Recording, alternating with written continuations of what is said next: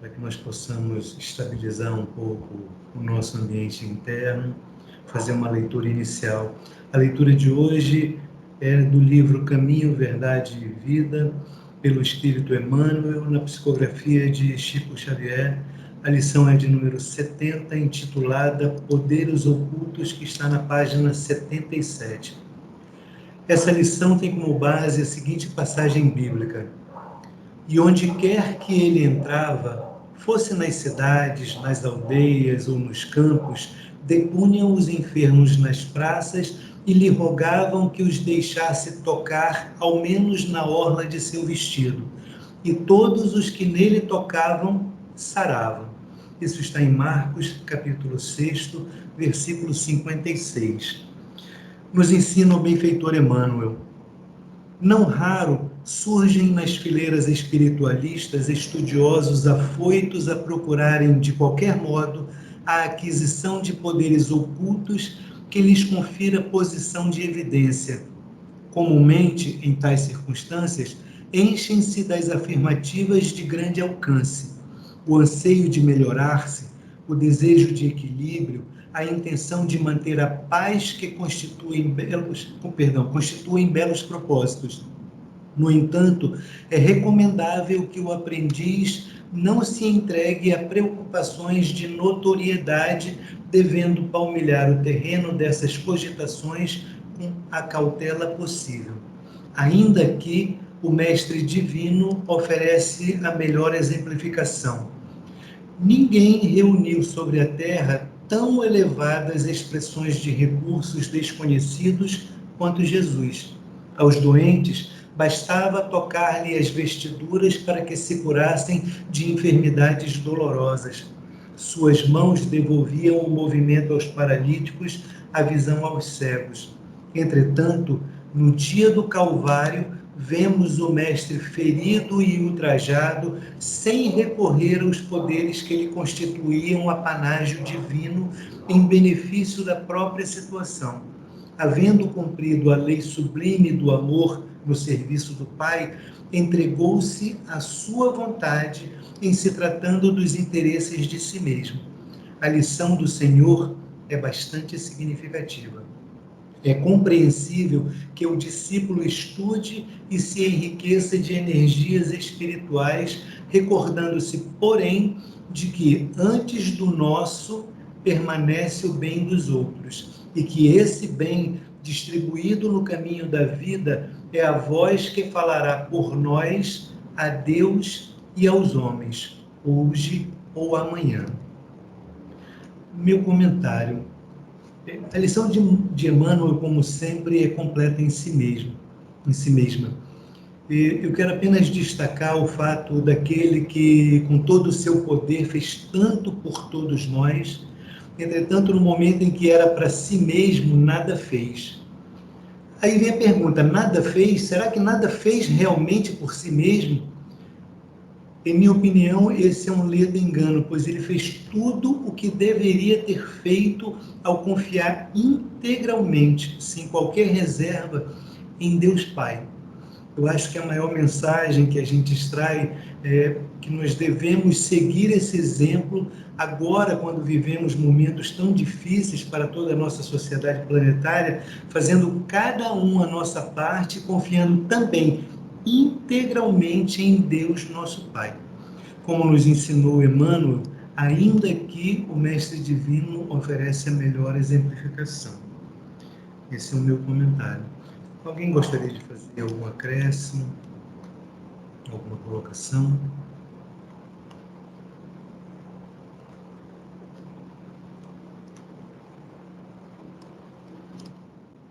Vamos então, e eu os convido para a nossa prece inicial, pedindo para que a gente respire mais devagar, se possível, fechemos os olhos, tentemos mentalizar a imagem de nosso Mestre, aquela imagem que mais se adequa à nossa visão do nosso Mestre de paz, nosso Mestre de amor, sempre preocupado por nós, compromissado com nós. E aproveitemos esse momento para agradecer a Deus, nosso Pai, de infinito amor, infinita bondade, infinita misericórdia, infinita justiça, por esse momento em que estamos juntos, compartilhando um pouco de conhecimento, momento em que podemos trocar ideias, não com a posição de quem sabe tudo, de quem está sempre certo, mas com a vontade de que juntos sairemos daqui conhecendo um pouco mais de uma ciência que pode nos permitir ajudar melhor ao nosso próximo. Agradecemos também a Jesus, nosso amado Mestre, presente maior que Deus nos deu nessa habitação, que está sempre conosco, comprometido conosco. Agradecemos a Maria, nossa mãezinha amada, pela sua generosidade, seu exemplo de amor materno. Agradecemos a todos os nossos bons amigos e benfeitores do Grupo Espírita Leôncio de Albuquerque, nossa âncora espiritual. Agradecemos aos nossos anjos guardiães e todos aqueles benfeitores que têm a possibilidade de, nesse momento, se aproximarem e nos intuírem para o melhor, para o bem. Que seja assim, graças a Deus.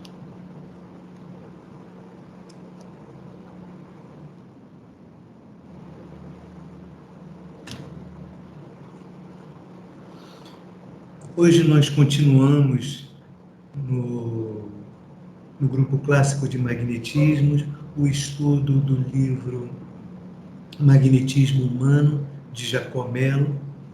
Nós estamos nesse momento no capítulo 6, intitulado Deus, Fluidos e Perispíritos Centros Vitais, nos dedicando especificamente ao perispírito, é a parte 2, na verdade é a segunda parte da parte 2. Na anterior nós não fomos até o final, paramos um pouco depois da metade e nos dedicamos então a concluir as propriedades e fechar também as funções do perispírito. Em verdade, tudo que nós vamos tratar, como na vez passada, está no livro Perispírito, de Zalmino Zimmermann, que é um outro clássico, né?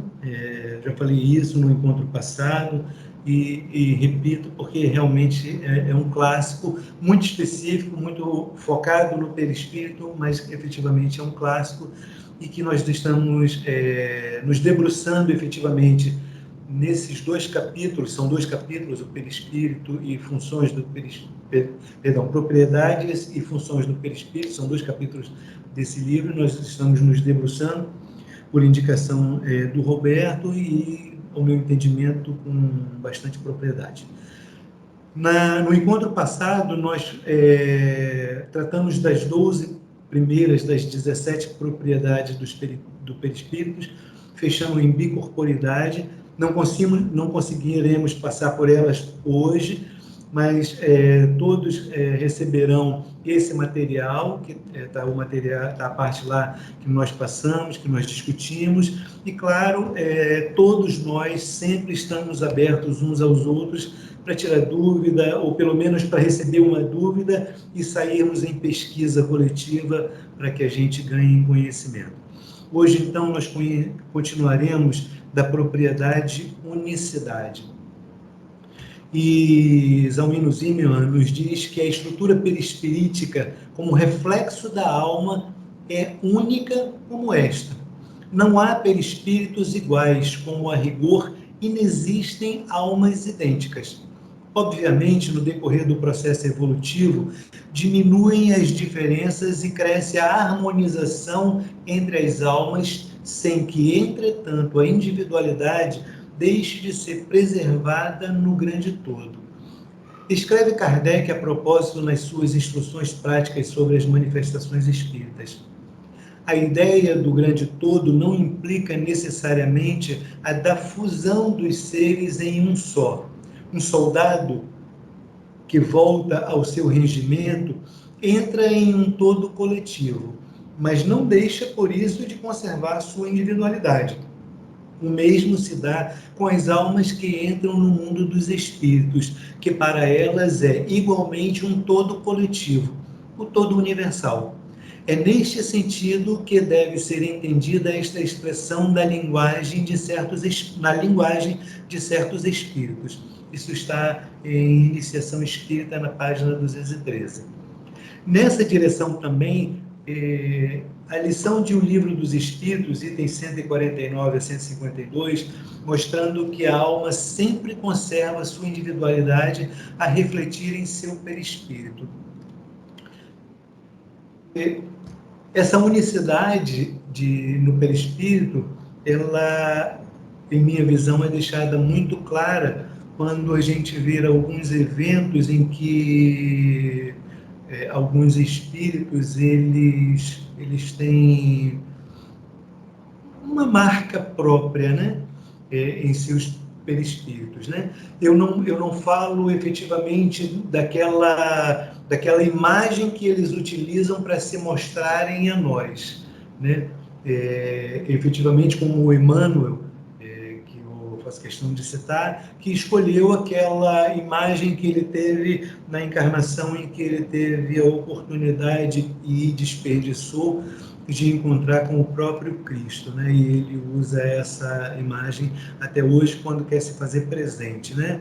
Mas na imagem de caracteres mesmo, de personalidade, que espíritos mais elevados, que eu acho que aqueles que a gente tem que tomar como exemplo, eles deixam bem claro para a gente em seus escritos, em suas comunicações como um todo, né? Zalmino, ele cita aqui no trecho final, o Livro dos Espíritos, os itens 149 a 152, que se iniciam na página 115 de O Livro dos Espíritos, né, no capítulo 3º, intitulado Da Volta do Espírito, Extinta a Vida Corpórea à Vida Espiritual. Tem um subtítulo chamado A Alma Após a Morte, Sua Individualidade, Vida Eterna. Eu não vou ler aqui as questões, mas eu indico que sejam lidas. São bastante rápidas, mas bem esclarecedoras. Eu indico firmemente. Alguém gostaria de fazer um acréscimo, colaboração, por favor?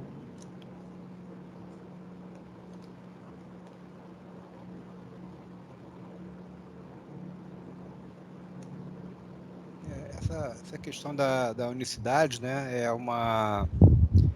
é como se fosse a impressão digital, né, do espírito, né? Então, não há como existir espíritos iguais, né? Por isso que na doutrina espírita, né, você fala que não existem almas gêmeas. É impossível uma alma ser igual a outra, é impossível, não existe esse conceito dentro do espiritismo. Eu até lembro que até o próprio Emmanuel foi muito atacado por isso, porque ele, no Consolador, ele coloca isso, né, esse conceito de almas gêmeas, né, e ele teve que se retratar, né, porque na doutrina espírita não existe esse conceito de alma gêmea. É isso. Eu posso fazer um comentário aqui? Por favor. Baseado nisso que o Roberto estava comentando, né? Porque tem aquela ideia que surgiu depois da Trindade, né? Pai, Filho e Espírito Santo. E uma das questões que usaram para isso, porque na realidade Jesus, em momento algum, disse que ele era Deus, né? Mas quando ele fala, eu e o Pai somos um. Mas é no sentido de unicidade de propósitos, né? De objetivos. E aí se confundiu isso como se ele fosse o próprio Pai. Aí um dos motivos que depois... e também que naquela época sempre se falava em trindade, né? Naquelas religiões pagãs sempre tinham, como se fossem 3 deuses que teoricamente formariam um só. Mas daí é questão da palavra, né? Então, por exemplo, o que o Roberto está falando, você pode ter 2 espíritos que sejam afins, mas eles não são iguais. Cada um tem a sua individualidade, podem até agir de uma forma mais ou menos idêntica, por uma questão de evolução, por outros motivos. Não que eles sejam iguais, eles podem ter o mesmo propósito, mas eles sempre, cada um vai ser uma individualidade. Não existe essa igualdade como muita gente imagina. Vamos imaginar, o perispírito ele carrega também as experiências, o espírito, né, tem a sua bagagem, né, as suas experiências ao longo da vida.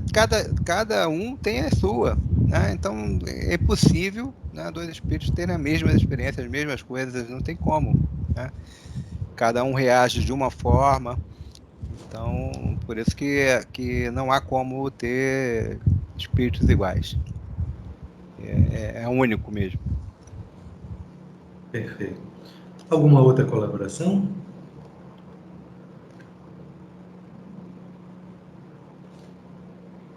Continuando então. A propriedade seguinte é a perenidade. O perispírito tem a marca da perenidade. Não se pode imaginar a alma sem o perispírito, seu reflexo e ponto de contato com a realidade que a envolve e que se apura, se aprimora com a própria evolução dessa. O corpo espiritual é indestrutível como a própria alma. Anota a respeito Gabriel Delane. A alma se encontra unida à substância perispirítica que coisa nenhuma pode destruir. Nem os milhões de graus de calor dos sóis ardentes, nem os frios do espaço infinito têm ação sobre esse corpo incorruptível e espiritual.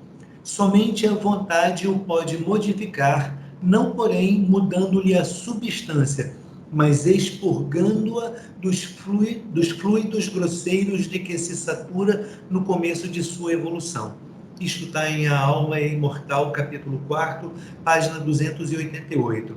Ele registra também a indestrutibilidade e a estabilidade constitucional do perispírito, conservador das formas orgânicas.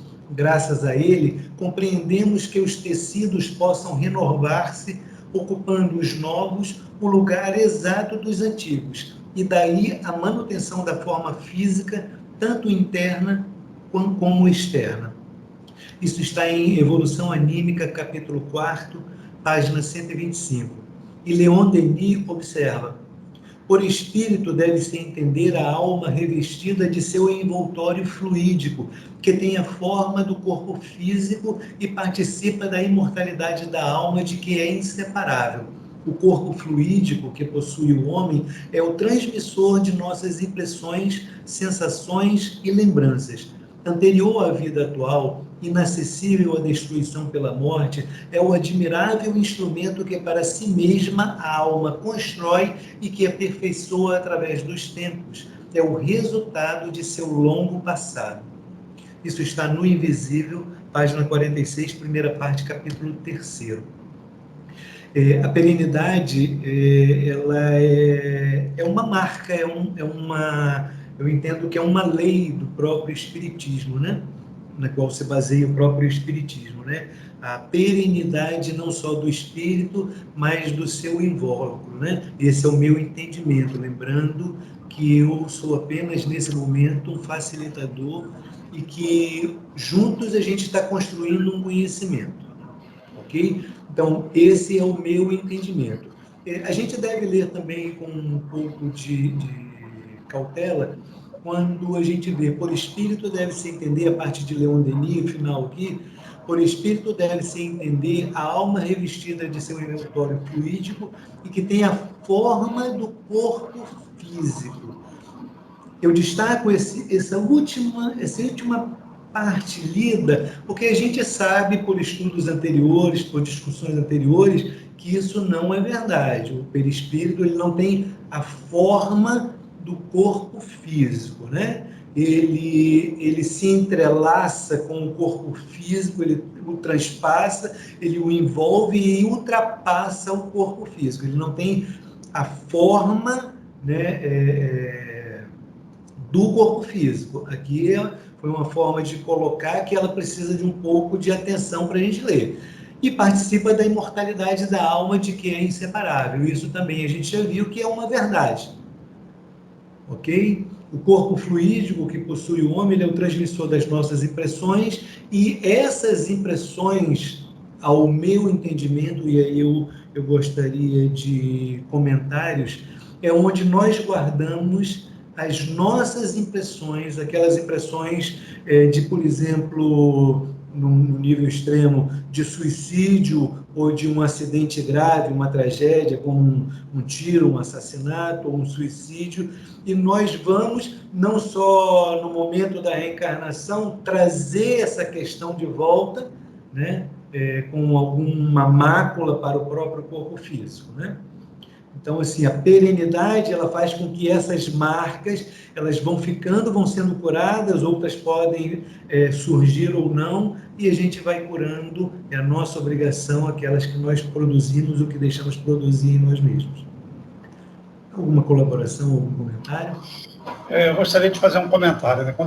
Uma coisa interessante, né, que o Kardec vai falar, né, quando ele vai discutir essa questão de céu e inferno, né, aquele primeiro comentário do Gabriel Delano, quando ele fala que nem os milhões de graus de calor dos sóis ardentes, nem os frios, vai influenciar. Então, você imagina aquela ideia do inferno, que era um fogo eterno. Ele vai queimar o quê? Né? Porque quando você vai para o inferno, você deixou teu corpo físico aqui, você vai com o espírito e o perispírito. E isso, o fogo não altera, não tem nenhuma influência, né? Então, foi um dos argumentos que o Kardec usou para acabar com essa ideia do fogo eterno, né, que não tem muito sentido, né? E outra coisa, esse comentário que você fez aí do Leon Denis, também a gente entendeu o que ele está dizendo, né? O corpo fluido que possui o homem é o transmissor, né? Ou seja, ele não é a origem é um espírito, e através do perispírito que transmite, ele vai passar essas sensações para o corpo. E no caso inverso, quando é uma sensação de dentro para fora, e pode acontecer o contrário, de fora para dentro, né? Se alguma impressão que te impacte o corpo, você vai sentir dor, porque isso vai chegar lá no espírito e ele é que vai gerenciar isso. Então, ele é apenas o transmissor de nossas impressões, sensações e lembranças.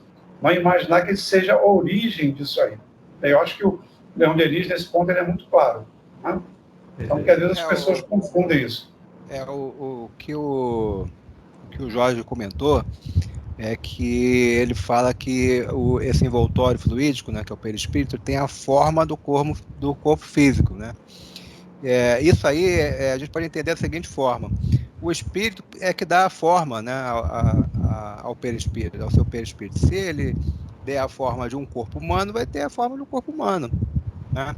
E isso às vezes a gente confunde mesmo, né? Até o próprio Gabriel Delane, ele numa das experiências lá que ele fez, né, uma pessoa que teve o fenômeno de bicorporeidade, né, ou seja, é uma pessoa viva, né, e ela se apresentou, ela se desdobra e vai em outro local e as pessoas vêm, né, tocam nela, né, é um fenômeno de bicorporeidade. Então, por conta disso, Gabriel Delane, na Alma Imortal, ele coloca que o perispírito tem a forma humana, tem corpo, tem órgãos, tem tudo, entendeu? E muita gente embarca nisso, né?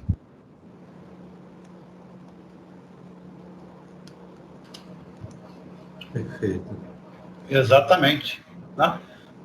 Mas eu tinha entendido isso, mas eu só queria colocar essa observação ali, que ele fala que é o transmissor, e muita gente tem a ideia de que o perispírito é o responsável, né, por nossas impressões. Ele é um intermediário. Né? Exato. Ele é muito claro. Obrigado, Ivo. Obrigado, Roberto. Alguma outra colaboração, Cláudio?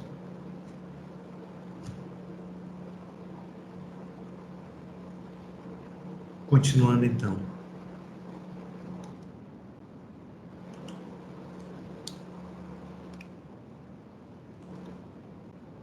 Estão me ouvindo? Sim. Obrigado. Continuando, então. A próxima propriedade é a mutabilidade. O perispírito, no decorrer do processo evolutivo, se não é suscetível de modificar-se no que se refere à sua substância, o é com relação à sua estrutura e forma. Sabe-se que por meio da ação plasticizante pode o espírito mudar, por exemplo, seu aspecto, porém tal fenômeno envolve apenas modificação transitória e superficial, sustentada transitoriamente pela mente. Desde as protoformas psicossômicas, colocadas por André Luiz, nos seres mais primitivos, até o homem e o anjo, uma longa escala é percorrida. E quanto mais progride a alma, através das sucessivas transformações, mais apurado vai se tornando seu veículo perispiritual e, consequentemente, mais delicada a sua forma. Ensina Kardec que o envoltório perispirítico de um espírito se modifica com o progresso moral que este realiza em cada encarnação. Isso está em A Gênese, capítulo 14, item 10, página 278. O tempo, pois, constrói com a evolução da alma e neste e em outros mundos a própria eterização do perispírito. O item 186 de O Livro dos Espíritos esclarece a propósito que, em graus mais avançados, quando já é desnecessária a forma física para a drenagem das imperfeições espirituais, o corpo espiritual, sem que desapareça, parece quase confundir-se com a própria alma.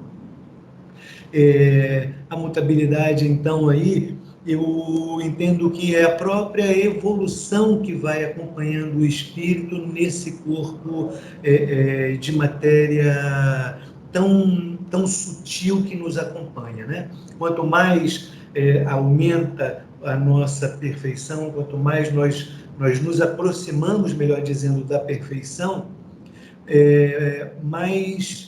melhor fica o nosso perispírito, né? E nós podemos ainda utilizar a ação plasticizante do espírito para mudar, por exemplo, numa aparição, uma determinada forma, mas mantemos a imutabilidade do nosso ser em si, né? Eu vejo uma questão que eu gostaria de colocar, e aí também para me esclarecer, eu vejo que o perispírito, ele também não é único. Eu vejo, eu não sei se a figura de camadas é a melhor figura, né? Mas eu vejo como, por exemplo, nós temos o corpo mental, né? E mais um ou dois corpos, e eu entendo que a nossa evolução, na medida que a gente for se aprimorando, que a gente vai se aprimorando, essas camadas externas, a gente vai se livrando delas, porque elas estão mais vinculadas ao ambiente que a gente vive, ao ambiente planetário, né? Lembrando que o que eu estou colocando aqui é a minha impressão para ser discutida efetivamente entre nós, né? E o que a gente vai ficando é com aquela parte que é mais colada, que é mais próxima efetivamente ao espírito. E que é dessa forma que a gente está colocando aqui a mutabilidade do perispírito, né? No decorrer do processo evolutivo, a gente vai mudando de mundo a mundo, esse perispírito ele vai se adaptando, na minha visão, a parte mais externa dele ao mundo que nós estamos, né, um mundo mais grosseiro, ou um mundo mais evoluído e de matéria mais tênue, mas a parte, vamos dizer assim, mais próxima do nosso espírito, essa se mantém evoluindo com o nosso espírito. Essa é a minha visão. Alguém gostaria de fazer um comentário, por favor? O que acontece é que, à medida que o espírito faz seu progresso moral, o perispírito ele vai se desmaterializando, ele vai se tornando mais sutil. É isso que a gente tem que entender, né? Então ele vai mudando e é lógico, né? Se ele muda de planeta, ele faz essa mudança também, mas o importante saber é que quanto maior o progresso, menor a materialidade desse perispírito, mais sutil ele vai se tornar, né? Por que isso? Porque de acordo, quanto menos imperfeições espirituais nós tivermos, né, esse corpo espiritual ele vai se tornando cada vez mais sutil, que vai chegar a um ponto, né, é que ele se confunde com a própria alma, né? Porque ele vai ser tão sutil que você não vê a diferença entre a alma e o perispírito. Você não vai ter mais. Ele vai existir ainda, mas é extremamente sutil. Perfeito. Alguma outra colaboração? Uma outra questão que você falou aí questão das camadas, né? O perispírito ele é um intermediário, né? Então ele vai ele é intermediário entre a alma, né, e o corpo físico, né? Então, mas para fazer essa ligação entre um e outro, né, é lógico que isso não se dá de uma forma rápida, né? Então, é por isso que ele tem diversas aí camadas, né, até chegar à parte, digamos assim, do perispírito mais denso, é o que se comunica com o corpo físico, né, que o pessoal chama de duplo etérico, né, que é a porção do perispírito mais densa, e tem a outra que é que é mais sutil, que falam que seria esse Corpo mental. corpo mental, né? Eu não sei, esses nomes assim, eu realmente eu não cravo não, tá? É uma suposição, digamos assim, né? Mas Perfeito. o que é importante é entender esse conceito, que ele fala, ele por ser intermediário, né, ele tem uma parte mais densa e tem uma parte mais sutil. E à medida que você vai evoluindo, essa parte mais densa vai se sutilizando. Perfeito. Ivo, gostaria Corroborando com o Roberto comentou, o Kardec não fala disso, né, de camada. Eu acho que isso aí pode ser uma forma de você tentar explicar isso que o Roberto. Mas porque quando você fala de camada, dá a impressão de uma coisa estanque, né? Ah, eu tenho uma camada aqui mais grossa, aqui eu tenho uma camada. Não é, sei lá, o arco-íris, né? Você vai tendo uma variação de cores que talvez não seja nenhum. Até um bom exemplo, o arco-íris você consegue perceber, mas naqueles pontos de ligação fica uma coisa meio sutil, meio misturada. Então, só para colocar isso, essa ideia de camada não é de Kardec. Kardec não entrou nesse detalhe. Mas eu concordo, como o Alberto disse, que você tem uma parte mais sutil próxima do espírito e uma mais densa próxima do corpo. Mas não são camadas como se fossem camadas estanques. Como a gente aqui tem elas se interpenetram. Né? Então, a minha visão é que você não consegue separar isso de uma forma como se... Tem até um exemplo que o Hernani Guimarães coloca como se fosse uma cebola, né? Eu tiro aquela camada. Não é uma coisa assim, na minha visão. É uma coisa que você vai variando. É como se fosse essa questão da variação das cores do arco-íris, né? Perfeito. Uma para outra sem perceber. Isso aí a gente percebe, Ivo, até no passe, né? Porque quando você está dando o passe, você está usando uma técnica que você está atendendo a um órgão físico, né? Você tem uma percepção. Quando você tem um foco no perispírito, quanto mais profundo for esse passe, né? Maiores as sensações que você vai tendo. Por quê? Porque você vai tendo uma percepção, às vezes, da causa daquele problema físico, né? E isso que as pessoas, às vezes, se perdem, porque atenta-se para o corpo físico, né? Mas a causa está lá no perispírito. Né? E, às vezes, está não vou chamar camada, né? Mas está numa percepção mais profunda do ser, né? E é isso aí, faz toda a diferença, né? Na hora de fazer um tato, uma pesquisa, né? Perfeito, eu agradeço a colaboração. A minha ideia de camadas é basicamente o que vocês falaram, não camadas estanques em forma de cebola, mas que se interpenetram e cuja diferença é mais a densidade entre si. Mas realmente é uma questão teórica que a gente ainda não consegue explicar, né? Alguma outra consideração? Eu diria até em outra dimensão, né? Para ficar mais visível, né? Essas camadas aí estariam em outras dimensões, né? Porque nós estamos nós estamos numa dimensão, mas o perispírito ele ultrapassa essa dimensão. Exato. Não sei se eu confundi mais ainda, mas eu consigo entender bem isso, né? Não, eu consegui entender a sua colocação. Obrigado, Leonora. Nada. Alguma outra colocação? Continuando, então. Capacidade refletora. O corpo espiritual, a extensão da alma que reflete contínua e instantaneamente os estados mentais. O perispírito, nas palavras do espírito André Luiz, é suscetível de refletir, em virtude dos tecidos rarefeitos de que se constitui, a glória ou a viciação da mente. Por isso, a atividade mental nos marca o perispírito, identificando nossa real posição evolutiva. Isto está no livro Libertação, do espírito André Luiz, capítulo 4, páginas 58 e 60. Todo pensamento encontra imediata ressonância na delicada tessitura perispiritual, produzindo dois tipos de efeitos.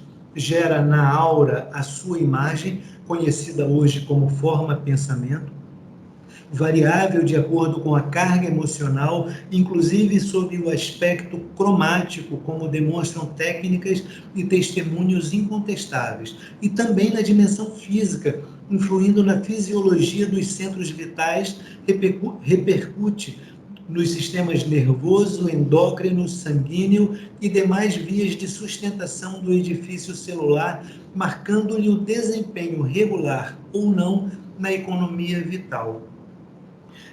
Isso, nas obras de André Luiz, realmente isso fica bem claro, né?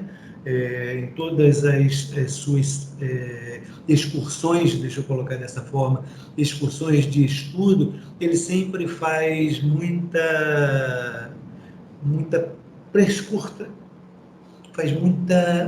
análise, né?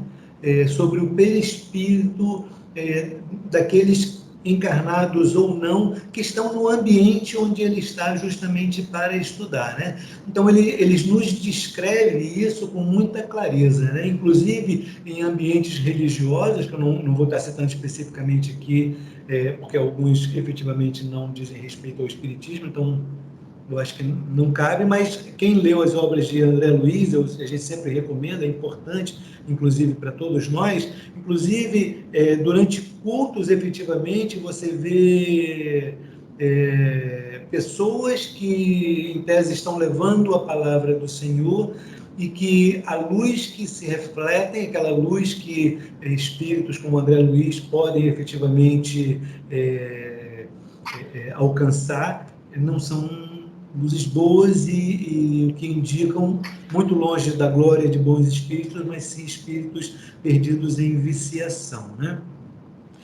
Uma questão que eu acho muito importante destacar aqui, que eu levo muito em consideração na minha vida, todo pensamento encontra imediata ressonância na delicada tessitura perispiritual. Eu entendo que muito de obsessão ela é feita na forma, se não toda, e aí é mais um assunto que eu não entendo por completo, ela é feita muito nesse campo, né? Na influência do pensamento para que esse pensamento se reflita numa ressonância na tessitura perispiritual e aí sim, produzindo o mal, não só para aquele que é o alvo, mas também para a própria psicosfera do nosso planeta, né? Que é a soma disso tudo, né? Então, eu acho que a gente deve ter bastante cuidado a esse respeito, como nos nossos pensamentos, nas palavras, que são pensamentos que vão, entre aspas, se materializar na ponta da língua, né? E que a gente tem aí um milésimo de segundo para dar uma trava e não ceder a isso. Então, eu acho que esse conhecimento ele é muito importante para esse nosso crescimento específico. Alguma colocação, alguma ajuda, por favor?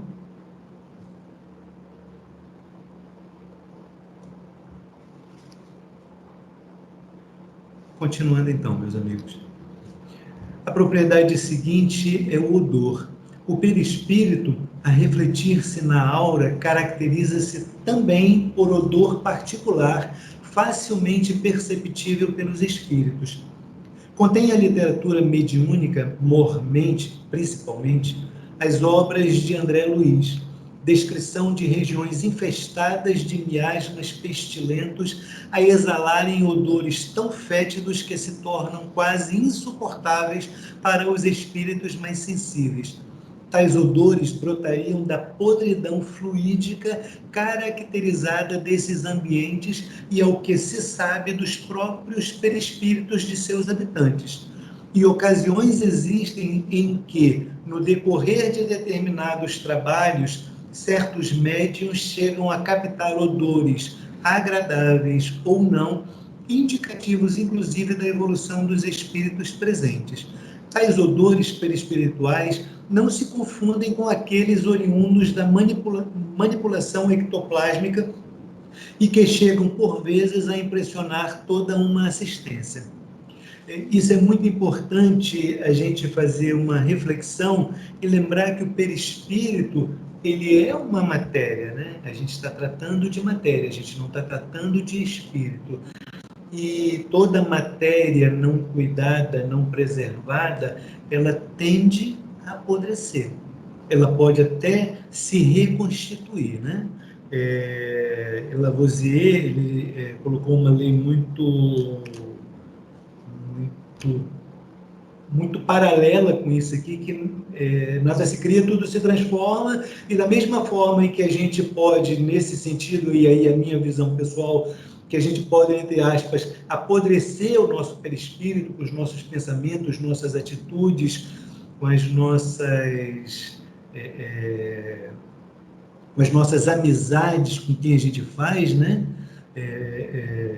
Seja em nível material ou em nível de desencarnados, a gente pode sim apodrecer o nosso perispírito, né? E eu entendo que isso tem a volta, né? Volta com todo o trabalho de dor, de sacrifício, de lágrima que a gente vai ter que suportar para reequilibrar o desequilíbrio que a gente cometeu. Na outra extremidade, nós temos espíritos, né, de grande valia, de grande louvor, de grande sublimidade, que só podem exalar odores os mais magníficos. Eu já ouvi uma companheira de grupo de estudo se referir a um espírito que chegou muito próximo dela, né, e ela é médium clarividente, e ela se referiu a ele como tendo um cheiro de mel, entendeu? Isso foi num grupo de estudos. Eu não vou citar aqui agora, porque eu acho que não seria interessante, mas eu achei isso muito interessante, e quando eu li isso, eu fiz essa relação direta, né? Fiz a primeira relação dos espíritos que não têm mantido o seu perispírito de forma saudável e que vai haver algum tipo de decomposição efetivamente, que é muito bem colocado por André Luiz, e essa outra colocação de uma colega, uma companheira tão próxima que fez essa citação. Eu achei bastante interessante. Alguém gostaria de fazer uma peça? Só um comentário, né? A última frase dele lá, que tais odores perispirituais não se confundem com aqueles oriundos da manipulação ectoplasmática, né? O que ele está dizendo é o seguinte: o espírito pode provocar odores, né? Aí tem aquela história da Sheila, quando ela, Divaldo, está mediunizada, ela coloca cheiro de éter, outros colocam cheiro de fogo. Isso não é o cheiro do perispírito, é um odor criado pelo espírito, né? Isso que você colocou aí também, você falou, eu não sei se eu ouvi direito, cheiro do demo, que você falou, foi isso? Do demo, não. Eu não entendi o que você falou, desculpa. Cheiro dessa companheira que comentou aí. Cheiro de mel. Ah, de mel, desculpa. De mel. Então, de novo, isso necessariamente não é o cheiro do perispírito. Pode provocar esse tipo de odor, né? Então, só que a gente não... Pode ser até que... Eu não sei se é perispírito com cheiro de mel, não sei. Mas tem muito disso, dessa manipulação que ele faz por determinados odores, né? E aí aqueles, por exemplo, você tem espíritos aí que são sagazes, né? Que são muito inteligentes, mas moralmente ainda assim, bem atrasados, eles provocam determinadas sensações para assustar o médium, para assustar quem está ali junto, mas não necessariamente é o cheiro do seu próprio perispírito, né? Que é essa questão que ele... Ou seja, sempre vai haver o cheiro, mas muitas vezes, dependendo da situação, eles podem colocar essa modificação através do ectoplasma. Ok. Algum outro comentário?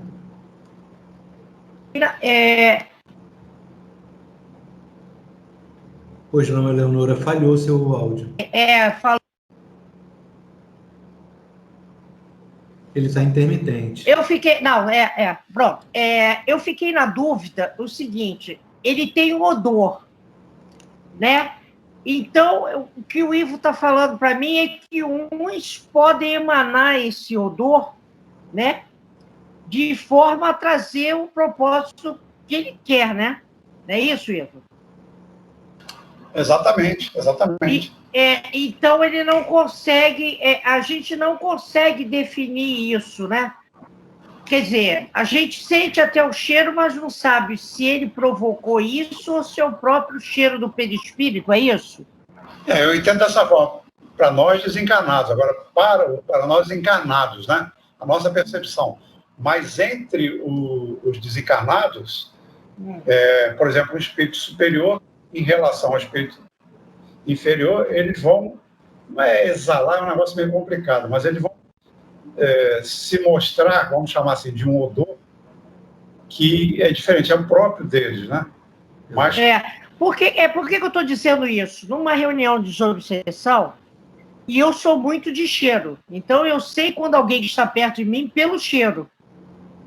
E aí, eu sem falar nada, a médium incorporou, mas o espírito, antes de falar, eu já sabia de onde ele vinha, por causa do cheiro dele. E aí, a primeira colocação que a médium falou, né, foi o seguinte, falou, olha, não se assuste comigo. Eu vim trazer boas informações. Quer dizer, porque ele viu o medo que eu senti, olha, o cheiro, né? Então, eu achei que era característica do cheiro dele. Isso, para mim, é uma novidade. Porque, quando se fala que a irmã Sheila, quando está a irmã Sheila, está próximo ao ambiente, pessoas, né, que vêm, ela exala cheiro de rosa. Então, não é o perispírito dela, é o que ela potencializa fazer isso, né? Eu fiquei na dúvida, entendeu minha dúvida? A gente sabe da Sheila, por exemplo, é cheiro de éter. A minha esposa... Não, cheiro de rosa, né? Várias mesas lá, éter... Então, teve um... De volta, teve lá na CEP, a minha esposa estava esse dia, não estava, e ela falou que sentiu um cheiro de éter. Só que não tem sentido, né? E ficar exalando o cheiro de éter. Aí talvez seja uma forma, ou um cheiro de limpeza. Uma forma dele se identificar. O éter é sempre limpeza. É sempre identificar. Então, não é o cheiro. Já tirou a minha dúvida. Então, não é o odor que o perispírito exala, né? Né? Entendeu a minha dúvida? Eu acho que acontecem as duas coisas. Exatamente, é isso que eu estou falando. As duas coisas acontecem. O perispírito, ele pode exalar, sim, um odor característico, como nós, né? Muitas das vezes a gente exala um odor característico. O perispírito também. O que o Ivo quis colocar no meu entendimento, Eleonora, é que nós, na nossa posição, a gente não consegue definir qual é a situação específica. Não é o caso, por exemplo, do André Luiz em suas obras, que ele diz de forma clara, entendeu? Quando ele chega a determinados ambientes, que que ele está sentindo algum cheiro. E esse cheiro, ele é o que a gente está tratando aqui, é a propriedade odor do perispírito. Tanto que algumas regiões ele comenta dos miasmas mesmos daquelas regiões. Exatamente. Agora, nós não estamos numa posição, num momento, numa etapa da nossa vida eterna, de perceber qual das duas situações. Porque existe a situação que é feita através da manipulação ectoplásmica, como o Ivo colocou bem, às vezes o espírito para se fazer reconhecido com maior efetividade e rapidez, ele pode usar também, entre aspas, desse artifício, né? Não é um artifício maldoso, mas da mesma forma que a forma física é um artifício, porque ele não precisa daquilo, ele não precisa se mostrar mancando, é um artifício, mas não tem maldade ali, desde que ele seja um espírito do bem, né? Entendi, tirou minha dúvida. Valeu, gente, obrigada. Alguma outra colocação ou dúvida, pessoal? Continuando, então. A propriedade seguinte é temperatura. Como no desenvolvimento da atividade mediúnica, certos médiuns registram, por exemplo, uma espécie de gélido torpor com a avizinhação de alguma alma sofredora, ou, ao contrário, uma cálida sensação de bem-estar quando da aproximação de um espírito superior, é lícito cogitar-se da possibilidade de que o espírito também mostre uma espécie de temperatura própria, relacionada naturalmente com o grau de evolução do espírito. Trata-se de tema a ser ainda investigado, mas suscetível de comparecer no futuro com força maior do que uma simples hipótese. É importante destacar que essa propriedade ela é colocada aqui como uma simples hipótese, né? Eu já vi uma explicação de por que eu realmente não consigo lembrar dela agora, peço perdão, mas que está ligada ao ectoplasma e a parte, realmente, uma explicação física, entre aspas, material mesmo, dessa questão de por que se sente frio quando um espírito chega próximo, principalmente uma alma sofredora. Mas aqui é importante colocar que, nesse momento, o que o autor, Zalmino Zimmermann, nos coloca é que isso é uma hipótese, em função de observações, principalmente na atividade mediúnica. Ok? Alguma colaboração, alguma informação a mais? Só um comentário que eu acho, né? Naquela questão 257, que o Kardec vai falar das sensações do espírito, né? Que ele fala aquela sensação, às vezes, ele tem um corpo em decomposição, mas ele não está mais no corpo, então tem uma questão psicológica. Então, eu acho também que seria, até para corroborar com essa hipótese que ele coloca, esses espíritos em condição mais difícil, provavelmente eles têm aquela sensação de frio, né? E isso, de alguma forma, interfere no médium, né? E aqueles espíritos superiores que teriam uma condição melhor, traz uma sensação de bem-estar. Que o frio, depende, se você não estiver preparado, não te dá um bem-estar. Já uma temperatura, vamos dizer, um pouco mais quente, né? Cálida, como ele coloca aqui, traz uma sensação boa. Então, pode ser isso também, né? Que, no fundo, estaria de acordo com o que ele está colocando, né? O Kardec vai falar muito dessas sensações, né? Tem espírito que sente frio e calor, quando, na realidade, ele não tem corpo físico. Então, ele não deveria sentir, mais na condição que ele está, e afetado psicologicamente, ele tem essa sensação, que não é uma sensação real mesmo, né? Porque o espírito, com o perispírito, como a gente viu lá atrás, ele não é influenciado pela temperatura, mas a condição mental dele pode ser que ele crie aquela sensação e, de alguma forma, ele transmita para o médium, né? Isso aí também é uma outra hipótese, né? Exato. Alguma colocação? Alguma outra colocação? Essa foi a última, então, das 17 propriedades do perispírito que nós estudamos. E passamos, então, agora especificamente para as funções, as 4 funções listadas por Zalmino Zimmermann, básica do perispírito: a instrumental, a individualizadora, a organizadora e a sustentadora. A função instrumental. Como se depreende de seu próprio conceito, a função primordial do perispírito é servir de instrumento à alma em sua interação com os mundos espiritual e físico.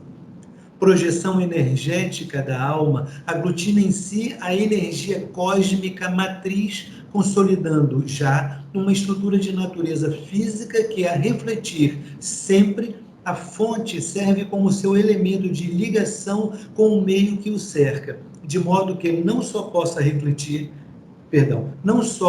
nele agir, influenciando, como também dele receber influência em regime de trocas e aproveitamentos em sua gloriosa caminhada evolutiva.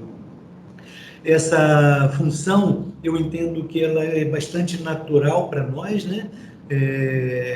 Já que, pelo que a gente conversou anteriormente, não só nesse encontro, mas em encontros anteriores, me pareceu que isso tem uma aceitação bastante natural mesmo, né? O perispírito, enquanto elo de ligação entre o espírito e a matéria que constitui o nosso corpo físico, ele é um instrumento, né? Ele é um instrumento de transmissão dos sentidos, é um instrumento de comando do próprio espírito sobre essa matéria que age sob sua determinação.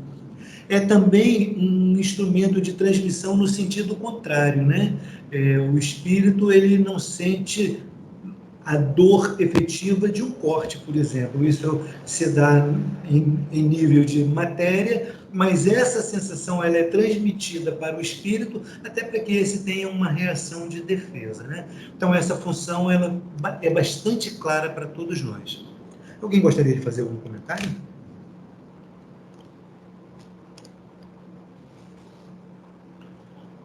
Continuando, então, passamos para a função individualizadora. Essa função, ela me parece também que é bastante natural para nós, né? O perispírito, o corpo imperecível da alma, serve à sua individualização e identificação. A alma é única e diferenciada, e o perispírito, como seu envoltório perene, mostra-a, refletindo-a, assegurando-lhe a identidade exclusiva. Não se trata, todavia, de uma identidade que diga apenas com as características periféricas. Refere-se, sim, à sua própria história, às suas particulares características evolutivas. Nesse contexto, obviamente, o fator memória, refletindo-se na tela perispirítica, surge como um dos mais importantes, assegurando a continuidade da vida psíquica nos diferentes níveis existenciais e marcando, assim, a identidade da alma. Essa identidade, que diz de suas qualidades positivas e negativas, transmite-se quando em estado de encarnação ao corpo físico que, entretanto, nem sempre a reflete inteiramente.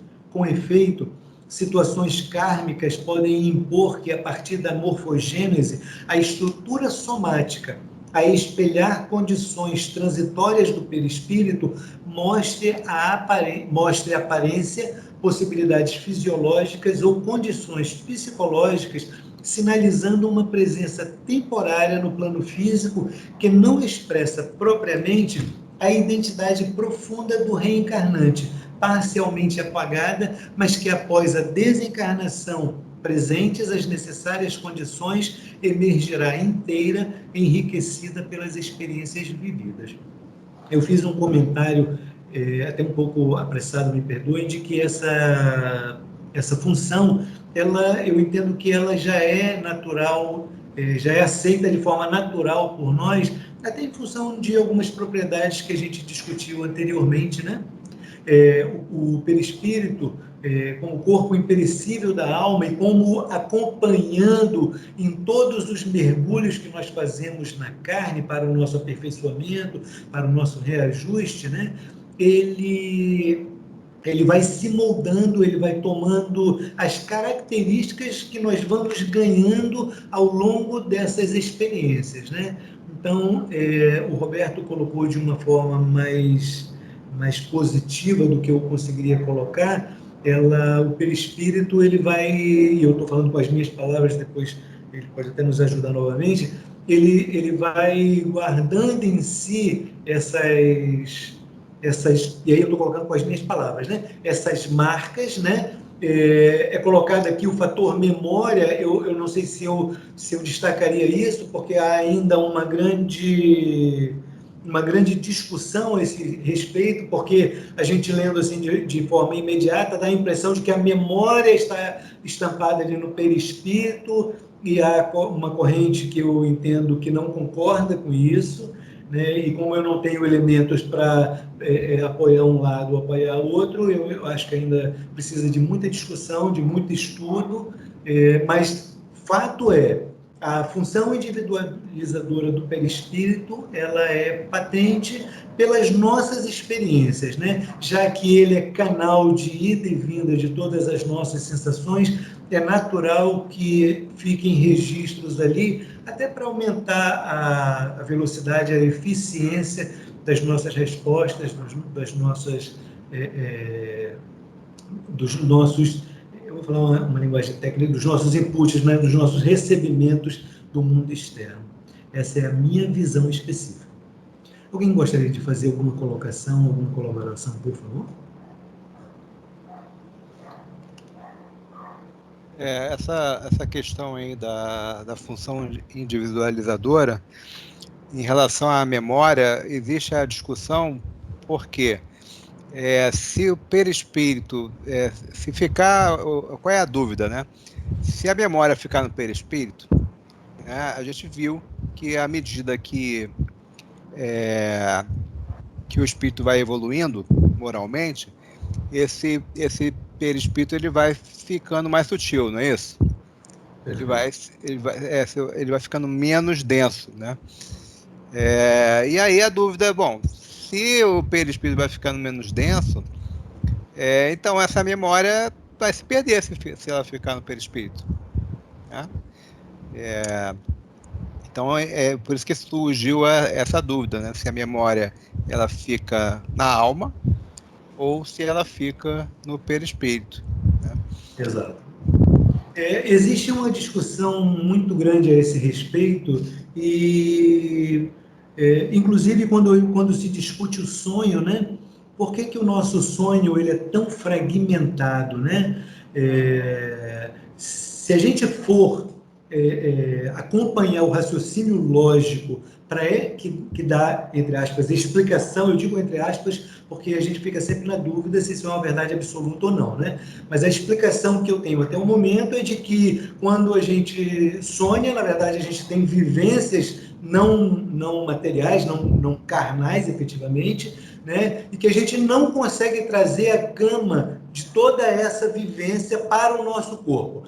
Se isso é verdade, parte de nossa memória, das vivências, pelo menos parte, se não integralmente, das nossas vivências carnais, ela fica, pelo menos durante algum tempo, na nossa parte física e depois ela é transferida, vamos dizer assim, para onde ela é guardada em definitivo, né? Porque o caminho de volta, a explicação da fragmentação do sonho é justamente a dificuldade do caminho de volta. Então, se existe essa dificuldade, ou seja, se toda vez que eu lembro de uma coisa eu não estou consultando aonde ela efetivamente está guardada, eu estou consultando um meio mais próximo. Esse meio mais próximo é o meio material. Veja, essa é apenas uma reflexão minha. Não se tome isso como verdade absoluta. A questão dos sonhos fragmentados é a seguinte: no sono, que é um fenômeno de emancipação da alma, né, que nós, toda noite, né, pelo menos aqueles que têm um bom sono, né, eles entram ao desdobramento e existe, então, a gente vai para o mundo espiritual.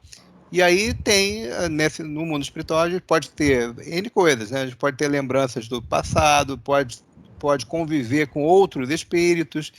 E aí, por que quando a gente retorna, a gente tem lembranças fragmentadas? Porque essas experiências não passaram pelo cérebro, né? Como a gente está desdobrado, o perispírito está desdobrado, ele teve a relação, essa experiência no mundo espiritual, e isso não ficou registrado apropriadamente no cérebro físico. E aí, quando ele retorna, ele traz algumas das sensações vivenciadas, mas fica fragmentado porque o cérebro físico não participou dessas vivências. Perfeito. Alguma outra colocação, colaboração? Só para lembrar, né, que eu não queria também falar muito sobre isso, porque a gente tem o nosso curso do Perispírito, Isso é um spoiler, né? Mas só para lembrar que Kardec sempre colocou que quem tem consciência é o espírito, né? Imaginar, vamos falar de um item que é muito comum. Onde estão escritas as leis de Deus? Na nossa consciência. O que essas... Quando você sabe dessa... É como se fosse um arquivo. Se está na consciência, está no espírito. Né? Então, sem entrar muito em outros detalhes, mas isso é uma coisa muito séria. Quem pensa é o espírito, quem tem consciência é o espírito. E se na minha consciência eu guardo alguma coisa, significa que a minha memória está ali, e não fora.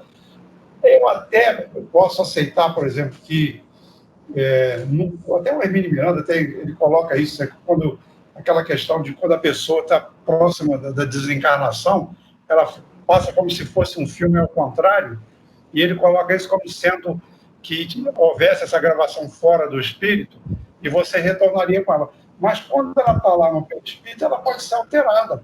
Isso é uma das coisas que o Roberto comentou. Então, eu acho que você pode buscar alguma coisa no espírito. É como se fosse um computador, né, com a memória dele mesmo, e você tem um periférico. Ele copia daquela memória e usa no periférico. Mas a memória continua lá. Porque senão você poderia ter um problema de apagar uma parte dessa memória, e isso contraria o princípio da não retrogradação. Quer dizer, o espírito ele nunca perde o que ele aprende. Para que ele nunca perca esse aprendizado, isso tem que estar num local que não seja acessível pela matéria. Perfeito. E a gente não pode mudar de planeta também?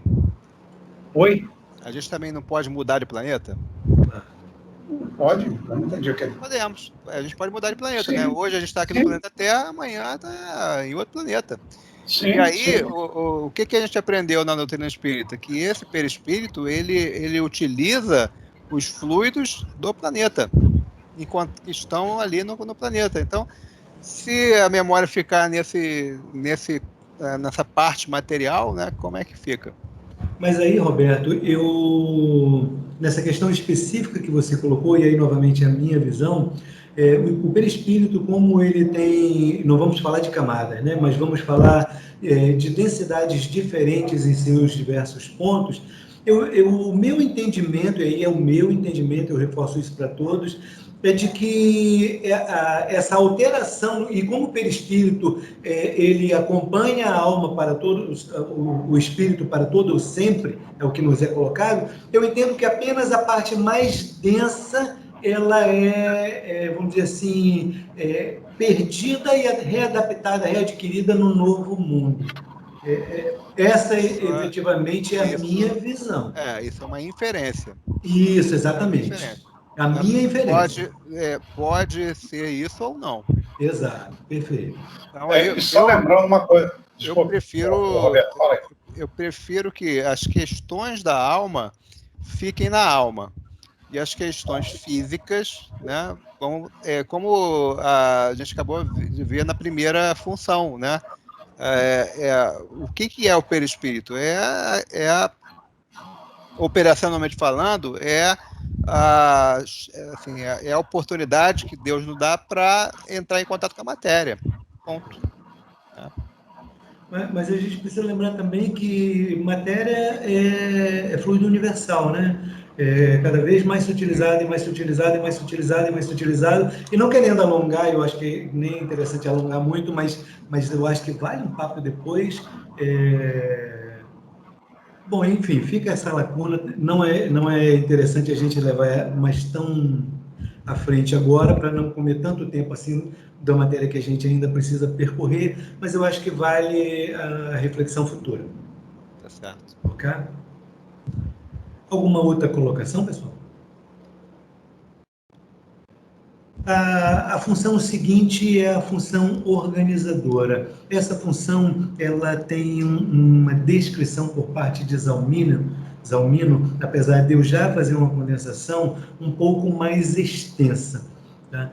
Eu vou pedir, então, para que eu leia os 3 slides, e aí eu volto no primeiro, porque aí a gente pega um apanhado como um todo, essa é a minha visão, e aí eu volto para o primeiro, depois da leitura, mas já com com a informação que a gente tem e a gente sai batendo um a um, ok? A função organizadora do perispírito aparece especialmente notável no processo de reencarnação, em que o ritmo morfogenético, obedecendo aos impulsos psicossômicos de crescimento, leva à formação de um novo corpo físico que se estrutura rigorosamente de acordo com as características que marcam o corpo espiritual, modelo por excelência. Essa noção, aliás, da existência de um princípio diretor imaterial a comandar o desenvolvimento da vida, ocupa cada vez mais lugar na ciência. Nessa direção, acumulam-se cada vez mais os fatos comprovadores da função organizadora do psicossoma. Nos últimos anos, inúmeros cientistas de muitos países têm pressuposto a existência de uma espécie de matriz, uma espécie de padrão organizador invisível inerente aos seres vivos, anotam as pesquisadoras americanas S. Ostrander e L. Schroeder. Na União Soviética, por exemplo, o Dr. Alexandre Studitsky, do Instituto de Morfologia Animal de Moscou, picou um tecido muscular em pedacinhos e enfiou-os na ferida feita no corpo de um rato. A partir desses pedacinhos, o corpo reconstituiu um músculo inteiramente novo, como se existisse um padrão organizador. Um neurologista norte-americano descobriu que poderia atinar com vestígios do padrão de campo elétrico do membro cortado de uma salamandra. Outros cientistas, tomando de um glóbulo de protoplasma que deveria crescer no braço de um animal fetal, o colocaram no lugar da perna. Daí nasceu uma perna e não um braço, o que supõe, mais uma vez, um campo organizador. Isso está no livro Experiências Psíquicas Além da Cortina de Ferro, capítulo 17, página 237, das doutoras Ostrander e Schroeder. A função organizadora do perispírito, a mostrar, na verdade, como visto, a ação organizadora da alma, tem sido, às vezes, designada só como função modeladora e se destaca ao ponto de servir de referência básica às construções formuladas por diversos autores, entre eles, no Brasil, o conceituado cientista espírita Hernani Guimarães Andrade, que, inclusive, em seus estudos sobre a alma e o perispírito, trabalha com o conceito do que denomina modelo organizador biológico, MOB, capaz de atuar sobre a matéria orgânica e provocar-lhe o desenvolvimento biológico. Isso está em Espírito, Perispírito e Alma, ensaio sobre o modelo organizador biológico do Dr. Hernani Andrade, capítulo 3, página 54. O biólogo inglês Rupert Sheldrake enfatiza que a morfogênese, ou seja, a modelagem dos sistemas biológicos, células, tecidos, órgãos e organismos, é ditada por um tipo especial de campo mórfico, a traduzir-se pelos campos morfogenéticos, os quais não só permanecem em constante interação com os sistemas vivos, como também se modificam, influindo em sua estabilidade. Kardec, ainda que não tenha se referido expressamente ao papel modelador do perispírito, escreveu: para ser mais exato, é preciso dizer que é o próprio espírito que modela o seu envoltório e o apropria às suas novas necessidades, aperfeiçoa-o e lhe desenvolve e completa o organismo à medida que experimenta a necessidade de manifestar novas faculdades. Numa palavra, talha-o de acordo com a sua inteligência. Deus lhe fornece os materiais, cabe a ele empregá-los. É assim que as raças adiantadas têm um organismo, ou se querem, um aparelhamento cerebral mais aperfeiçoado do que as raças primitivas. Desse modo, igualmente se explica o cunho especial que o caráter do espírito imprime aos traços da fisionomia e às linhas do corpo. Isso está em A Gênese, capítulo 11, item 11, página 211. Essa capacidade modeladora ou plasmadora varia de acordo com a evolução do espírito, sendo certo que muita diferença há entre a encarnação de um espírito superior e a de um que não o seja. André Luiz elucida: os espíritos categoricamente superiores, quase sempre em ligação sutil com a mente materna que lhes oferta guarida, podem plasmar por si mesmos, e não raro com a colaboração de instrutores da vida maior, o corpo em que continuarão as futuras experiências, interferindo nas essências cromossômicas com vistas às tarefas que lhes cabem desempenhar. Isso está em Evolução em Dois Mundos, capítulo 19, página 152. No outro extremo, estão os espíritos categoricamente inferiores, que nos inícios da aprendizagem evolutiva apresentam-se extremamente submissos ao comando biológico ditado pela hereditariedade. E entre ambas as classes, como lembra o renomado autor, há uma imensa escala de diferenças evolutivas a marcarem os estados em que se encontram os espíritos em desenvolvimento e definindo suas possibilidades de maior ou menor atuação consciente na moldagem dos futuros veículos físicos. Compreende-se bem, nesse contexto, quão decisiva é a ação perispirítica na formação do corpo. De fato, é por seu intermédio que a alma rege sua encarnação, como ensina Emmanuel. Na câmara uterina, o reflexo dominante de nossa individualidade impressiona a chapa fetal, ou o conjunto de princípios germinativos que nos forjam os alicerces do novo instrumento físico, selando-nos a destinação para as tarefas que somos chamados a executar no mundo em certa cota de tempo. Isso está em Pensamento e Vida, capítulo 11, página 55. Como prometido, lida as 3 lâminas que discutem, que apresentam, a função organizadora. Eu agora sigo para que a gente possa conversar, e eu fiz isso, eu espero que tenha sido entendido, porque se nós lêssemos slide a slide, lâmina a lâmina, a gente levaria um tempo bastante considerável em discussões que agora a gente tem um todo para discutir. Nesse primeiro momento, nessa primeira lâmina, nos é colocada, nos é iniciado, na minha visão, uma teoria que vai culminar com o Dr. Hernani, né, nos apresentando seu modelo organizador biológico, que não é o único modelo, né? Depois a gente vai ouvir colegas que têm um alcance de conhecimento muito maior, que podem nos esclarecer melhor, inclusive sobre o próprio modelo organizador biológico. Tá? Isso não é um conceito que esteja definido.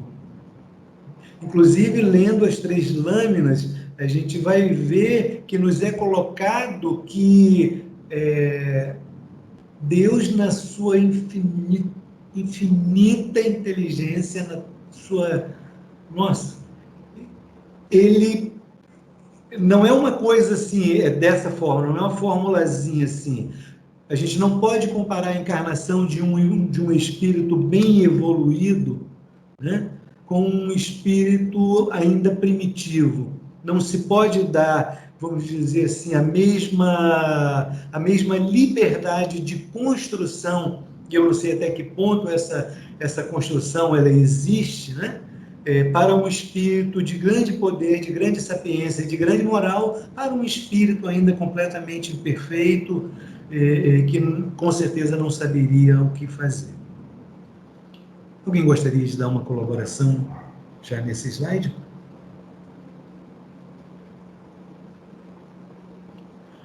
Eu sigo, então, para o slide seguinte, onde eu citei claramente que aquele começo de teoria que Zalmínimo, Zalmino, perdão, eu entendo que ele concorda e que ele faz uma construção mental e usa alguns aspectos de literatura científica para se embasar, e ao final aqui ele já coloca Hernani Guimarães como um estudo mais desenvolvido, e aí ele cita aqui claramente o modelo organizador biológico. Isso não é uma discussão pacífica, né? Até porque existem outros modelos, né, que a gente não acha que caiba a discussão aqui, salvo alguém queira citar. Tá? Mas eu gostaria de falar. Essa questão do MOB, né, modelo organizador biológico, isso é um trabalho do Hernani, né, Hernani Guimarães. E foi até um trabalho científico dele, ele fez um estudo grande em relação a isso, né? Mas o problema que nós temos em relação a isso, nós temos um problema em relação a isso, né? Um deles, né, assim, a ideia, né, de molde é uma ideia que vem antiga, né? Até porque esse termo foi utilizado dentro aí da Gabriel Delany utilizou isso, Leon Denis, então acho até que na própria Gênese tem esse termo, né? E aí dá a entender de que para surgir o corpo é preciso ter esse molde, né? Isso não é verdade. Isso não é verdade. Né? Se a gente for lá na questão 356, né, os espíritos tratam, o Kardec pergunta sobre os natimortos. O natimorto é aquele, né, assim, a criança nasce, né, já sem vida, né? Então Kardec pergunta se naquele corpo tem um espírito ligado àquele corpo, né? E os espíritos respondem que não. Muitas das vezes não tem nenhum espírito ali. Então aqueles órgãos, aquele corpo com órgãos, com tudo, né, não foi concebido, não tinha nenhum perispírito ali ligado, moldando aquele corpo. Exato. Então surgiu ali um corpo com seus órgãos e não tem nenhuma ligação com o perispírito. Se fosse necessário um perispírito ali para modelar, então eu já tenho um exemplo, né, de que é possível haver um corpo sem ter um perispírito para moldá-lo. Tá? Então cai, já dá uma... fora isso, né, a gente tem também, né, não só o perispírito influencia o corpo, né? Eu já estou falando que influencia, né? Mas nós temos, por exemplo, as condições hereditárias. Né? O sujeito lá nasceu de olho azul porque os pais têm esse gene. É físico isso, gente. Não tem nada a ver com o modelo organizador biológico. Né? É físico, isso vem da genética. Né? Então, a gente tem que tomar uns certos cuidados. Né? Assim, foi um trabalho excepcional aí do Hernani, né? Trouxe bastante contribuição, mas a gente precisa refletir em algumas coisas, porque a partir dessa ideia aí se diz que o perispírito tem corpo dentro do movimento espírita, que tem órgãos, tem órgãos por conta disso, porque se você tem os órgãos físicos, então, já que tem um modelo organizador, o perispírito também tem que ter. Né? Então, há que ter aí alguns cuidados, né? E eu gosto mais do modelo influenciador biológico, né? Que é o MIB, né? Não é Man in Black, né? É modelo influenciador biológico. Por quê? Porque o corpo ele tem diversas influências. Tem a questão hereditária, né? Tem a questão do perispírito, Tem a questão do ambiente, né, que a pessoa nasce. Tudo isso, né, influencia no seu corpo, né? E se a gente for dizer assim que o perispírito fatalmente modela o corpo, né? Então, por exemplo, pessoas que atentaram contra a própria vida, né?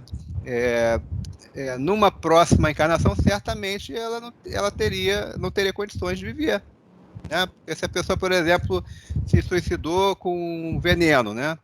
Então ela teria necessariamente, numa próxima vida, ela estaria comprometida nessa área, né?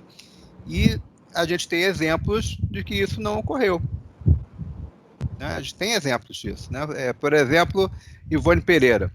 Ivone Pereira, ela se suicidou por diversas existências seguidas, né?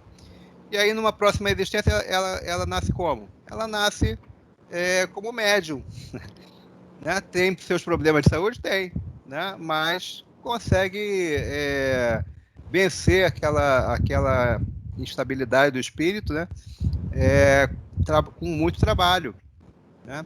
Nós temos exemplos aí na literatura do rapaz, um rapaz, né, que ele, nas vidas anteriores, ele foi uma desses guerreiros, né, que invadiam as cidades e pilhavam as cidades, matava todo mundo da cidade, né? E como é que ele percebe o erro dele na espiritualidade e ele nasce, sabe como? Né? Todo mundo vai dizer, ele nasceu sem perna, nasceu sem braço. Não, ele nasce como um salva-vidas, com extrema saúde, né? E um corpo perfeito, né?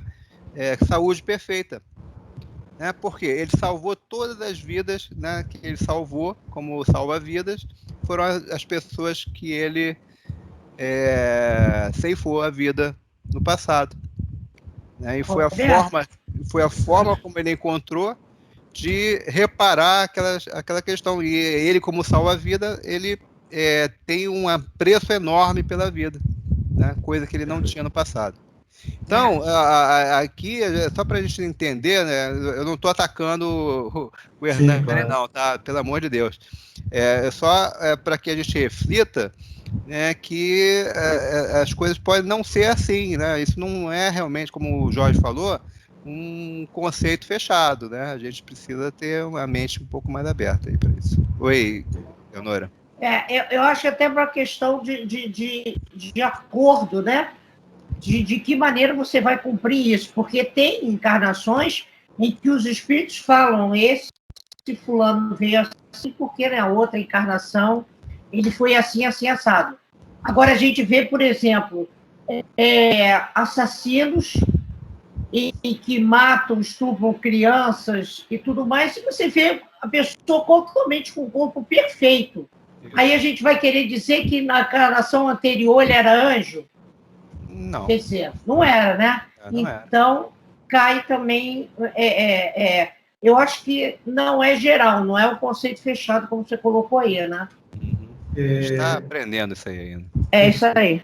Eu vou colocar só um ponto de reflexão que não vai contra nada do que foi colocado aqui, mas que a gente só deve refletir no fato de que o nosso espírito é eterno e o acompanha o perispírito, e que a vida desse espírito ela não está constantemente mergulhada na matéria, né?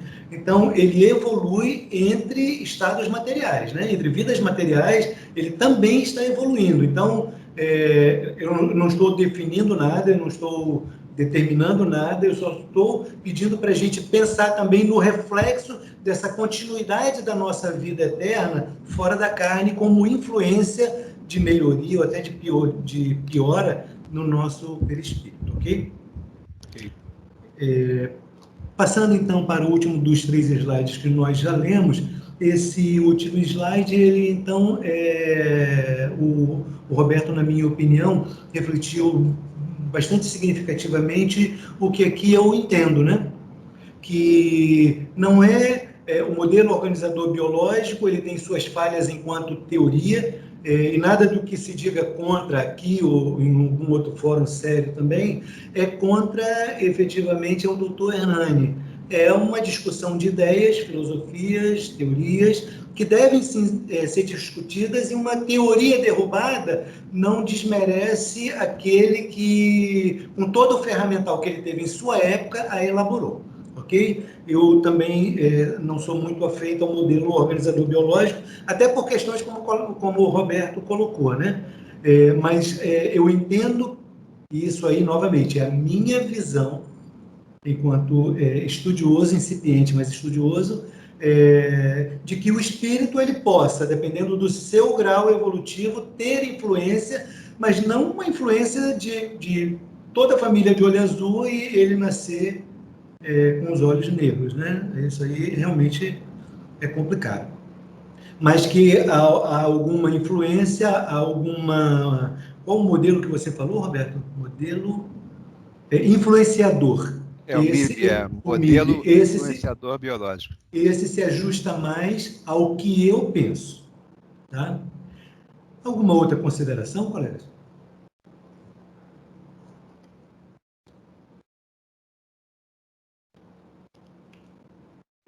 Passamos então para a última das funções, que é a função sustentadora.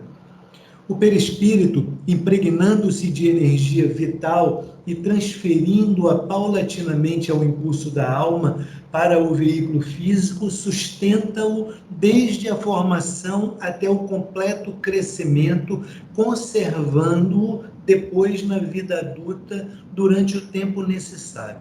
Matriz espiritual destinada à organização e sustentação do edifício biológico, na reencarnação, o perispírito, como assinala Delany, surge graças à sua perenidade como elemento indispensável à estabilidade do ser humano no meio de toda essa complexidade das ações vitais, dessa efervescência perpétua e resultante da cadeia de decomposições e recomposições químicas ininterruptas na trama, enfim, de nervos, músculos, glândulas, a se entrecruzarem, a circularem, a se interpenetrarem de líquidos e gases em desordem aparente, mas da qual sairá, contudo, a mais estupenda regularidade, sendo certo que a função pertence ao conjunto e não às unidades que o compõem, e que esta se subordina a uma ordem que não se altera, apesar dos sucessivos afluxos de elementos novos. A ação sustentadora, conservadora do perispírito, aliás, surge bem patente, por exemplo, no delicado e complexo processo da renovação celular. Sabido é que todas as células físicas são substituídas a cada ciclo de 7, 8 anos, sem que, entretanto, seja alterada qualquer parte do corpo, conservando a pessoa, inclusive, os seus traços fisionômicos. E eu vou pedir para continuar a leitura do próximo slide. Essa contínua recomposição celular, sem que seja afetado qualquer dos elementos que identificam a pessoa, acontece graças à função de sustentação do perispírito, que potencialmente garante e conserva a integridade do corpo físico, respeitada, é claro, a programação kármica de cada um, com os seus variados efeitos. Leciona a respeito Leon Denis. Insensível às causas de desagregação e destruição que afetam o corpo físico, o perispírito assegura a estabilidade da vida em meio da contínua renovação das células. É o modelo invisível através do qual passam e se sucedem as partículas orgânicas, obedecendo às linhas de força cuja reunião constitui esse desenho, esse plano imutável, reconhecido por Claude Bernard como necessário para manter a forma humana em meio das constantes modificações e da renovação dos átomos. Isso está no Invisível, capítulo 3º, primeira parte, página 47. Outro aspecto importante relaciona-se com a própria rigidez. Rigidez é a saúde, né? A manutenção da saúde. A própria rigidez física, mantida pela ação fundamental do sistema imunológico, que, de sua vez, é sustentado pelo perispírito. Evidência disso resulta, por exemplo, até do fato de que a deficiência imunológica, segundo bem se constata hoje, está estreitamente vinculada a fatores que dizem principalmente com o equilíbrio emocional. O comprometimento psíquico pode repercutir na ação sustentadora do psicossoma, provocando o enfraquecimento das defesas orgânicas e o consequente desequilíbrio homeostático. Recomposta a harmonia mental, as forças perispiríticas de sustentação desbloqueadas voltam a operar, reativando a imunologia. Eu gostaria de destacar esse último pedacinho aqui, né? Não só para os magnetizadores, mas para os magnetistas, antes de retornar à página inicial da função sustentadora, para que nós pudéssemos discutir um pouco, né? Nessa primeira página, Zalmino ele inicia a sua explanação nos falando dessa função sustentadora, e a gente precisa separar da sustentação física como uma comparação com a função esquelética. Não é essa sustentação que me traz a leitura. Ela é uma sustentação da saúde orgânica, né, da homeostase orgânica, como é colocada lá no final, e da importância do perispírito na sua união com a parte física, né, com o nosso corpo, com a nossa matéria, né, na manutenção dessa saúde, né, na sustentação dessa saúde, né? Essa função pertence ao conjunto, como ele diz aqui, e não às unidades que eu componho, né?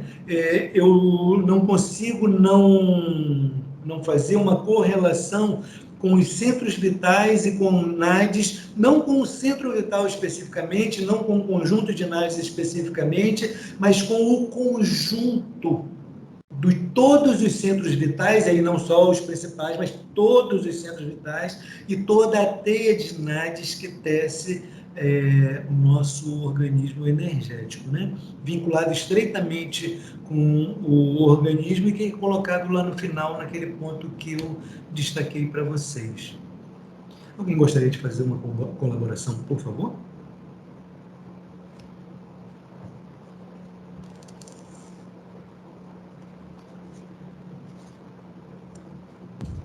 Jorge, isso aí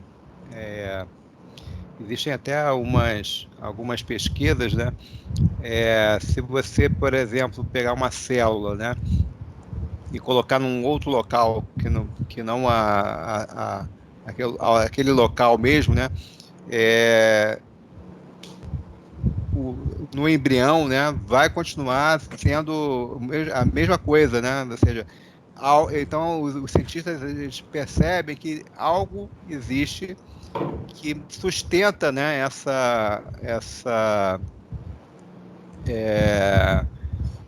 esse surgimento, né, do corpo físico, né? Porque mesmo que você, por exemplo, pegue uma célula que seja responsável, que vai futuramente ser o braço, se você colocar na perna, vai continuar sendo perna, né? Mais ou menos isso, né, que eu quis dizer, né? Então, existe um elemento, que no caso a gente sabe que é o perispírito, que faz essa sustentação, que faz com que as coisas funcionem, né, da mesma forma.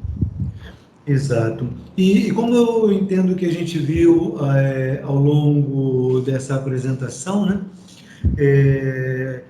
a gente tem que, novamente, como você colocou, abrir a nossa mente, né? A gente não pode ter conceitos tão fechadinhos, fazer uma equação e colocar ali, ó, resolve essa equação que você vai chegar no ponto que você quer. Não é verdade. A inteligência divina, a inteligência de Deus, ela é infinita, né? E como a gente colocou que existem corpos aos quais não estão vinculados um espírito, e aí, minhas palavras, a gente tem toda a hereditariedade efetivamente influenciando, e apenas ela influenciando na formação daquele corpo. A gente também tem espíritos que precisam para sua missão, né, que de alguma adaptação até aos seus perispíritos serem, vamos dizer assim, muito mais evoluídos do que o nosso, terem uma tessitura muito mais sutil do que a nossa, e com certeza precisam de alguma adaptação mais específica. Essa é a minha leitura de tudo que a gente leu até agora, não de um ponto específico, tá? Alguma outra colaboração?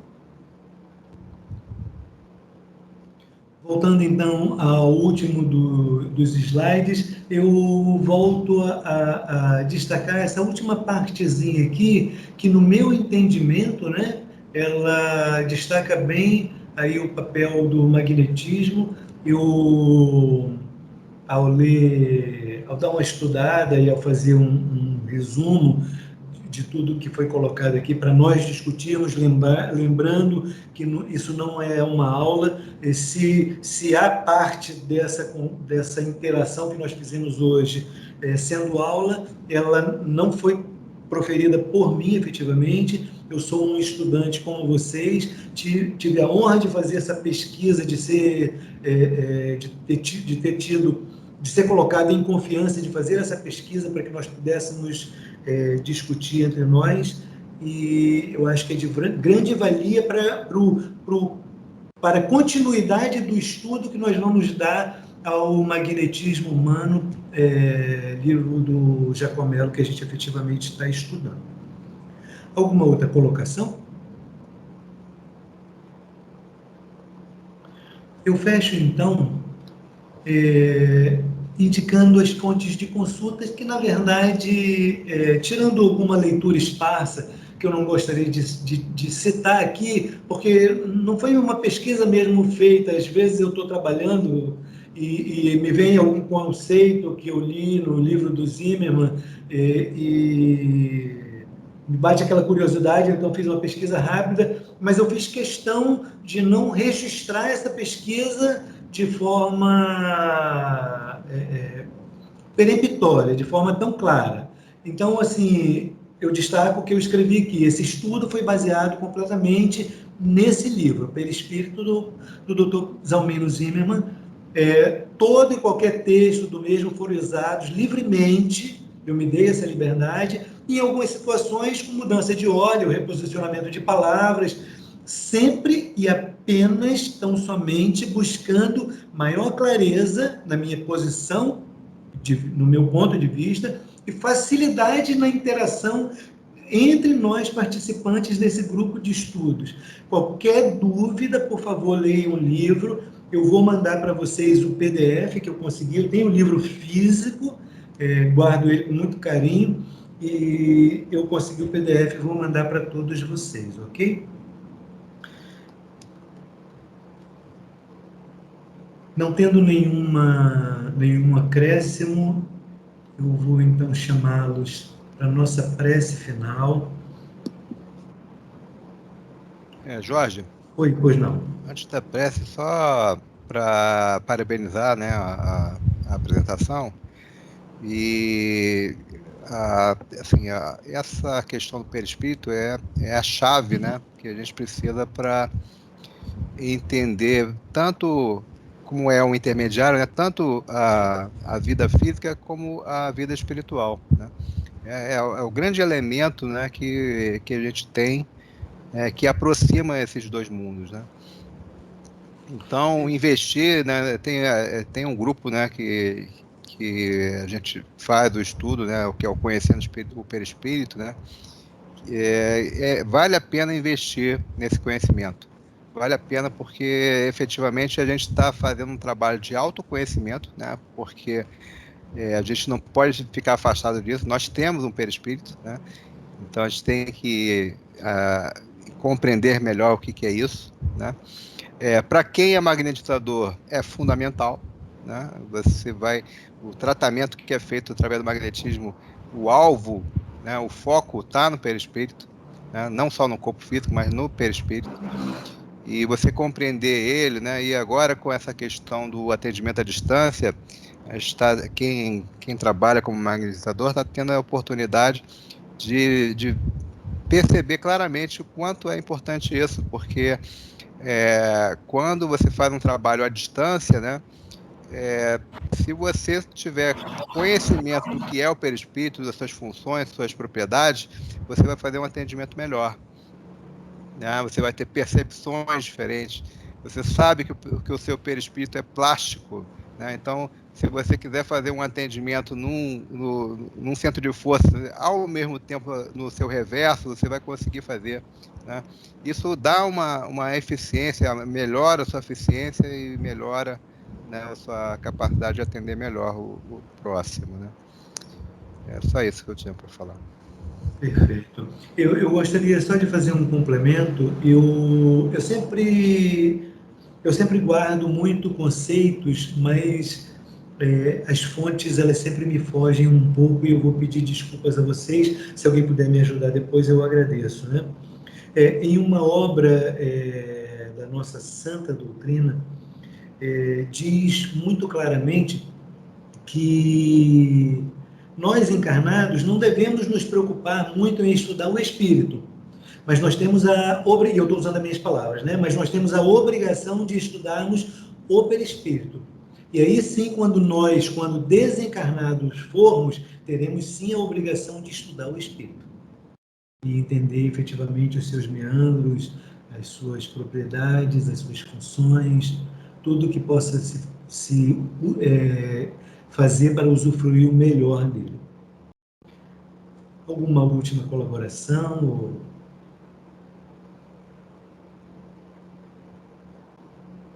Vamos então à nossa prece de fechamento.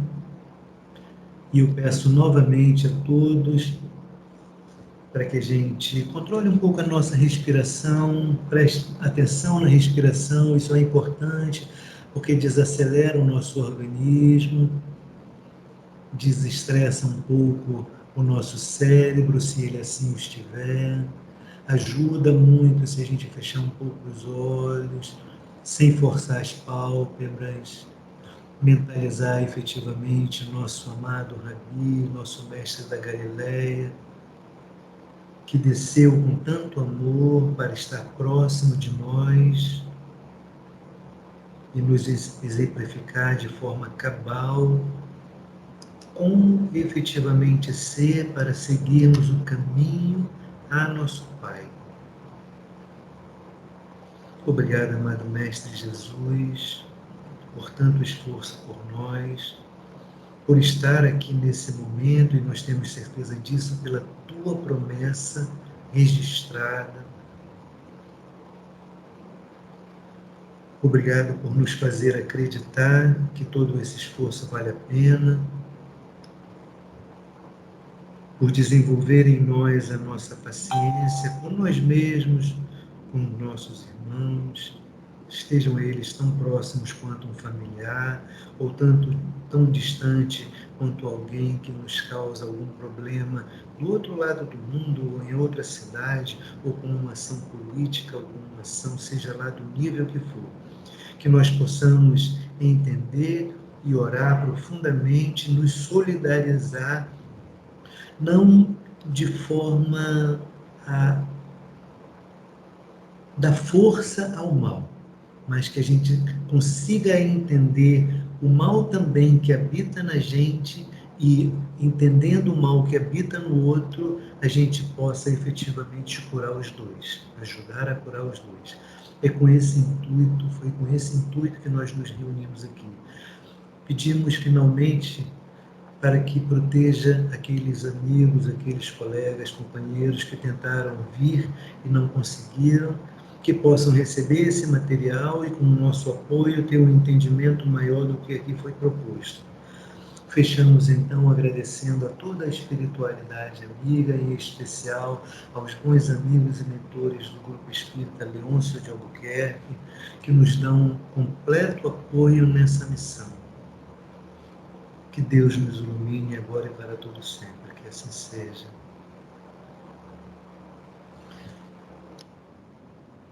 Muito, muito obrigado, meus amigos.